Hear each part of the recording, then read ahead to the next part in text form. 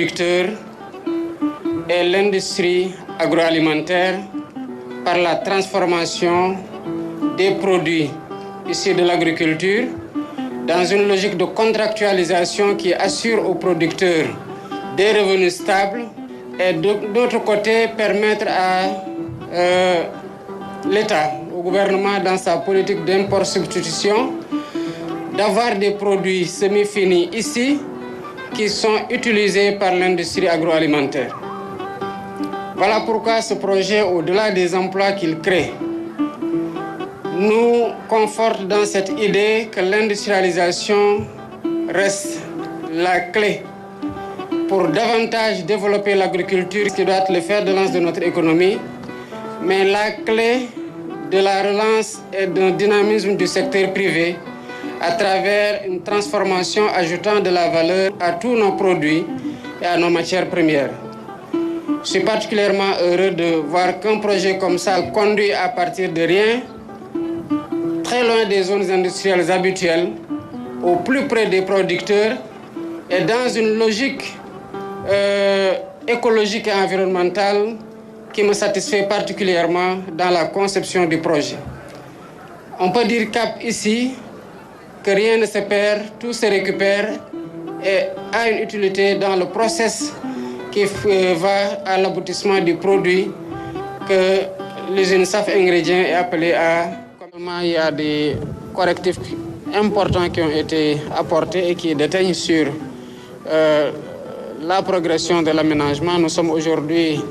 à près de 10 000 hectares supplémentaires par rapport à l'année dernière. Et cette progression-là sera maintenue avec un rythme beaucoup plus important sur les superficies d'année en année. Il a été constaté aussi que les superficies sont mises en exploitation 2 fois l'année, avec des rendements toujours plus appréciables par rapport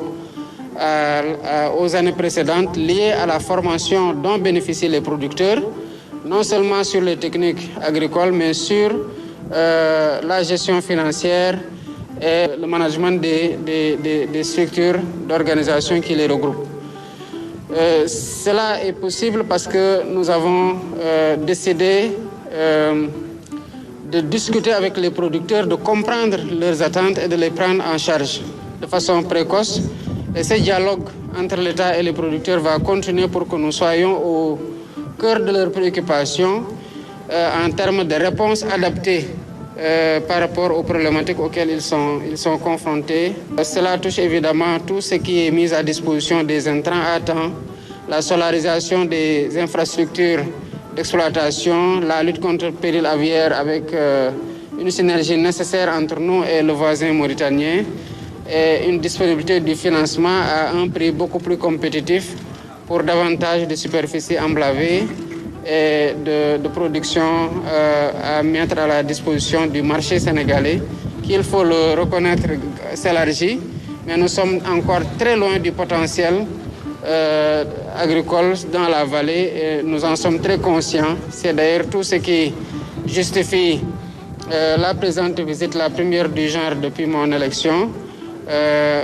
dans cette région-là qui nous vaut beaucoup de satisfaction, mais que peut encore nous valoir davantage de satisfaction pour l'atteinte des objectifs de souveraineté alimentaire, au-delà même de la spéculation.